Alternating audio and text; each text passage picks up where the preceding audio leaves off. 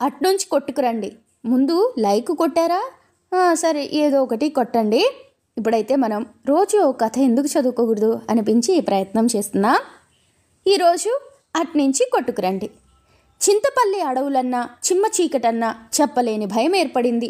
ఆ అడవుల్లో చిరుత పులులు, బెబ్బులులు, నెత్తురు తాగే సింహాలు, సింహాల్ని పులుల్ని మించిన చెంచులు, పట్టపగలే దోపిడీలు, అడవంతా నెత్తురు మడుగు. అడవి దాటి అడంగు చేరిన మనిషి ఈ మధ్య కనిపించలేదు. అందుకే అందరి గుండెల్లో చెంచు భయం. బుర్ర మీసాలతో, నెత్తుటి కళ్లతో, సూదుల్లాంటి చెంచులు గండ్రగొడ్డళ్లతో స్వైరవిహారం చేస్తున్నారు. రాజ్యమంతా అల్లకల్లోలంగా ఉంది. 3 గంటలు కొట్టినా కోటలో వెంకటాద్రి నాయుడికి నిద్ర పట్టలేదు. తన పాలనలో తన అధికారాన్ని ధిక్కరించిన వారు లేరే, మరి ఈ అడవి జాతి వాళ్ళని అణచలేకపోతున్నానేమి అని కలవరపడ్డాడు నాయుడు. 100 మంది సైన్యాన్ని ఆయుధాలతో పంపితే పుట్టచాటు నుంచి చెట్టుచాటు నుంచి చెంచులు వాళ్ల మీదకి దొంగచాటుగా దూకారు. బాణాలు గుండెల్లో నాటుకోగా బల్లాలకు తలలు గుచ్చారు. అయిన వాళ్ళు పోయారు, ఆయుధాలు పోయాయి. బతికి బయటపడ్డ ఒక్కడు కబురు చెప్పి నాయుడి కాళ్ల ముందే పడిపోయాడు. కన్ను మూశాడు. నాయుడు ఉడికిపోయాడు. కళ్ళు నిప్పులయ్యాయి. ఇది జరిగిన మన్నాడే పసుపు కుంకుమలతో, పచ్చతోరణాలతో, మంగళవాద్యాలతో మరిడయ్య కుటుంబం పెళ్లికి తరలి వెళ్ళింది. దోవ మధ్యలో చెంచులు విరుచుకుపడ్డారు. తోరణాలు తెగిపోయాయి, కుంకుమలు రాలిపోయాయి, నెత్తురు వరదలయ్యింది. పెళ్లి వల్లకాడయింది. 10 మంది పెళ్లి పెద్దల శవాలు ఒకేసారి శ్మశానానికి తీసుకెళ్తుంటే ఊరంతా గొల్లుమంది. పసుపు కుంకాలు పోగొట్టుకున్న ఇల్లాళ్ళని చూసిన ఆడకూతుళ్ల గుండెలు చెరువులయ్యాయి. నాయుడు పాలనలో ఇంత అరాచకమా అని కుమిలిపోయింది ప్రజ. నాయుడు నిలవలేకపోయాడు. వీరుల్లా స్వేచ్ఛగా తిరగవలసిన ప్రజ బితుకుబితుకుమంటూ బతుకుతుంటే సహించలేకపోయాడు. తెలతెలవారుతూనే సభ పెట్టించాడు. ఆపయారాధ్యుల వారు అనుష్ఠానం హడావిడిగా పూర్తి చేసుకుని వచ్చారు. శాకమూరి సేనాపతినే కాక వీరసింగు, రామసింగు మొదలైన హరిజనుల్ని, కోటోజీ, రామోజీ మొదలైన మరాఠా సర్దారుల్ని రప్పించాడు. సభ నిశ్శబ్దంగా ఉంది. అందరూ నాయుడు ముఖమే చూస్తున్నారు. నాయుడు చూపులు ఎక్కడో ఉన్నాయి.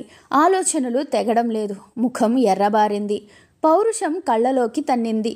సర్దారుల్ని, సేనాపతుల్ని చూస్తూ అన్నాడు, నాయుడు గారు, మనని నమ్ముకున్న వాళ్ల మాన ప్రాణాలకు భద్రత లేకపోతే మనం ఎందుకు? సర్దారులు ముఖాలు చూసుకున్నారు.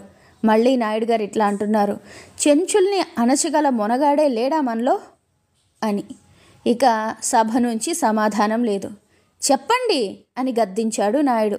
కోటోజీ ముందుకొచ్చి వినయంగా తల వంచి పలికాడు, అడవిలో చెంచుల్ని జయించడం కష్టం ప్రభు అని. అయితే మార్గం అన్నాడు నాయుడు గారు. పాపయారాధ్యులు కలిగించుకొని మొసలిని ఒడ్డుకు లాగాలి అన్నాడు. నాయుడికి అర్థమైంది.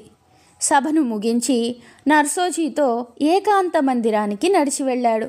మంత్రాంగం సిద్ధపరుచుకున్న భుజంగరావుని చెంచుల దగ్గరికి రాయబారిగా పంపించాడు. మర్నాడు పురప్రముఖులందరూ ఉండగా సభ ఏర్పాటయ్యింది. చెంచు నాయకుడు జల్లా కృష్ణానాయకుడు సభలో ప్రవేశిస్తుంటే కాలయముడు నేల మీద అడుగుపెట్టినట్లుంది. చెంచు దొర సరాసరి నాయుడు దగ్గరకొచ్చి వందనం చేసి, దొర, మీ సేవకుణ్ణి అన్నాడు. నాయుడు కళ్ళలో కోపం పొంగింది. నా సేవకులు నా బిడ్డల్ని దోచుకుంటారంట్రా? నేను పగవారి తలలు తెగ్గొట్టాను గాని తన వారిని చంపుకోలేదే. నా పాలనలో అరాచకమా అన్నాడు. బుడతలు తెలియజేసిన తప్పుని కాసుకోండయ్యా, ప్రభువులు మా మీద కత్తెత్తకండయ్యా అంటూ ప్రాధేయపడ్డాడు చెంచు నాయకుడు. నాయుడు ఆలోచించి అన్నాడు, క్షమించాం, మీ దోపిడీలు మానేస్తారా? మానేస్తాం దొరా, మాకు కూడు దొరికేదో చూపించు దొరా అని వేడుకున్నాడు చెంచు నాయకుడు. నాయుడు మరికొంత ఆలోచించి, నా సైన్యంలో చేరండి అన్నాడు. ముసలి చెంచు పొంగిపోయాడు. సరేనని ఒప్పుకున్నాడు. సభ ముగిసింది. ఆ మర్నాడే చెంచులు నాయుడు సైన్యంలో భాగమయ్యారు. గుట్టల్లో ఉన్న జనం పట్నానికి వచ్చారు. కొలువు చేసుకుంటూ కడుపు నిండా తింటూ హాయి మరిగారు. ఆ హాయి కొద్ది కాలానికే విసుకనిపించింది వారికి. చెట్లు పాకి, ఏకు ఈది, బల్లాలు యుద్ధం చేసి, బాణాల తెగబొడిచి పరుగు పరుగున తిరిగే జాతికి పరుపు మీద పడుకోవడం మహాబాధగా దోచింది. కొంతమంది చెంచు కుర్రలు చిన్న చిన్న దొంగతనాలు మొదలుపెట్టారు. మరికొందరు వీలున్నప్పుడు అడవికెళ్ళి మళ్లీ దోపిడీలు సాగించారు.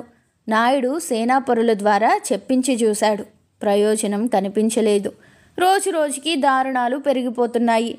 అడవిలో ఉన్న ఆపదని అంతఃపురంలో పెట్టుకున్నట్టుంది నాయుడికి. సేనానులతో మంతనాలు జరిపాడు. చెంచుల చేతుల్లో ఆయుధాలు ఉండగా వాళ్ళు లొంగడం కష్టం అన్నారు. ఇంటి శత్రువుకి మరణమే తగిన శిక్ష అని కూడా అన్నారు. మాయోపాయంతో మట్టుబెట్టాలని నిర్ణయించారు. ఆ 3వ రోజు నాయుడు చెంచులందరినీ విందుకు పిలిచారు. ఆయుధాలు దూరంగా పెట్టి ఆనందంగా భోజనాలు చేశారు. అదే ఆఖరి భోజనమని వాళ్ళకి తెలీదు. విందు నుంచి లేచేంతలో సైన్యం విరుచుకుపడి చెంచుల్ని బంధించింది. మోకులతో కట్టి తోపులోకి తీసుకెళ్లి వరుసగా నిల్చోబెట్టారు చెంచుల్ని. అందరి తలలు ఏకకాలంలో నరకబోతున్నారన్న వార్త ఊరంతా గుప్పుమంది. వరుసలో ముందు చెంచు నాయకుడు జల్లా కృష్ణ తలొంచుకొని నిల్చున్నాడు. తోపులో మూగిన జనాన్ని, ఎదురుగా ఉన్న నాయుణ్ణి చూస్తూ అన్నాడు, దొరా, కన్నబిడ్డలు కుత్తుకలు కోస్తావా అని. అప్పుడు నాయుడు గారు, మీరు అయినోళ్ల రక్తాలే పారించిన వాళ్ళురా అన్నాడు. ఈ తప్పు కాసి మా బతుకు నిలపలేవా దొరా అన్నాడు జల్లకృష్ణ. 101 తప్పు కాశాన్రా. తల్లికి ద్రోహం చేసిన వాడి తల తెగిపోవాల్సిందే, నరకండి అని ఆజ్ఞాపించాడు నాయుడు.